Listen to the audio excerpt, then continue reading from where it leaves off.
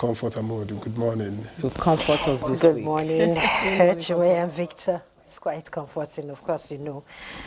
Since 2023, the administration has maintained open and active engagement with Christians and Muslim leaders alike while continuing to address security challenges that affect citizens across all faiths and religions.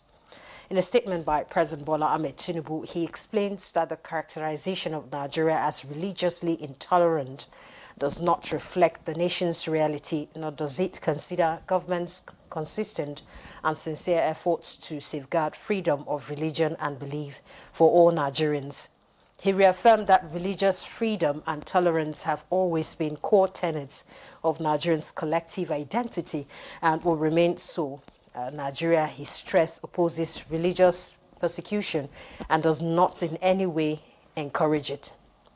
The president reiterated that Nigeria's constitution guarantees protection for citizens of every faith, adding that his administration remains committed to working with the United States government and the international community to deepen understanding and cooperation in protecting communities of all faiths.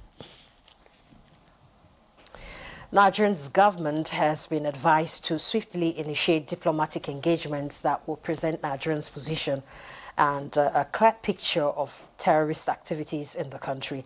A security risk management expert, Kabir Adamu, in a government or in a conversation with our correspondent Musbat and Wahab on executive recap, also urges government to carry along the umbrella religious bodies in the country in managing and correcting the wrong perception about religions in Nigeria.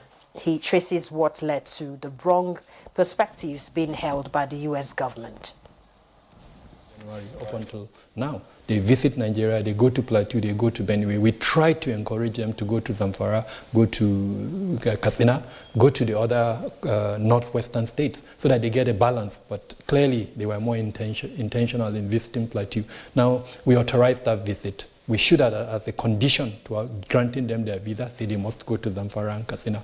When the National Human Rights Commission published its July dashboard report, we cautioned, because what the National Human Rights Commission did in its July dashboard is to actually endorse this Trump narrative by saying that yes, there is a suppression of religion. But when they were now giving evidences, unfortunately they did not give evidence from one Islamic center that was attacked or cleric. All the evidences they gave was supporting Christian targeting, which was faulty. The Nigerian Railway Corporation has confirmed a train derailment incident that occurred at kilometer 212 plus 18M Agbo along the Warri-Itakpe rail line around 7:30 p.m. on the 1st of November 2025. The NRC Managing Director, Kayode Okpefa, in a statement says the preliminary investigation suggests that the derailment may have been caused by suspected track vandalism, and a full investigation is underway to determine the root cause. All those on board have been safely evacuated with no injuries or casualties reported. The NRC has announced a temporary suspension of train services on the corridor to facilitate a comprehensive investigation, and the corporation apologizes for any inconvenience caused. The Nigerian Education Loan Fund, NEL Fund, says it has recorded more than 1 million applications on its student loan portal since its official launch on May 24, 2024.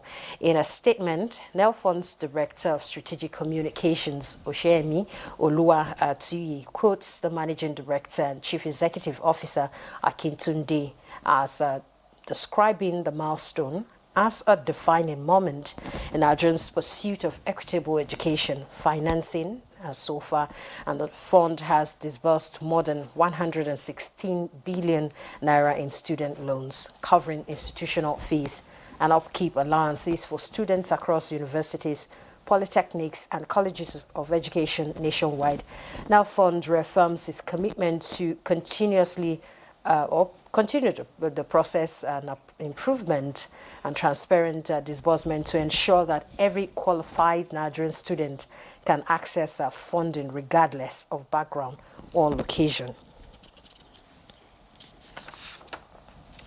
Eminent leaders and concerned stakeholders of the People's Democratic Party, PDP, have applauded the recent landmark judgment of the Federal High Court Abuja halting the planned national convention, thereby affirming the supremacy of the party's constitution and the rule of law. Former Governor of Abuja State, Okezie Ikpeazu, read the communique after a closed-door stakeholders meeting in Abuja.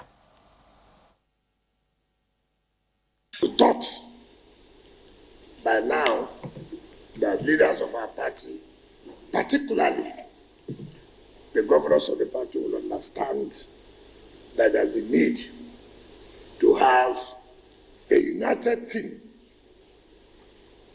to make sure that we work together for the interests of our party.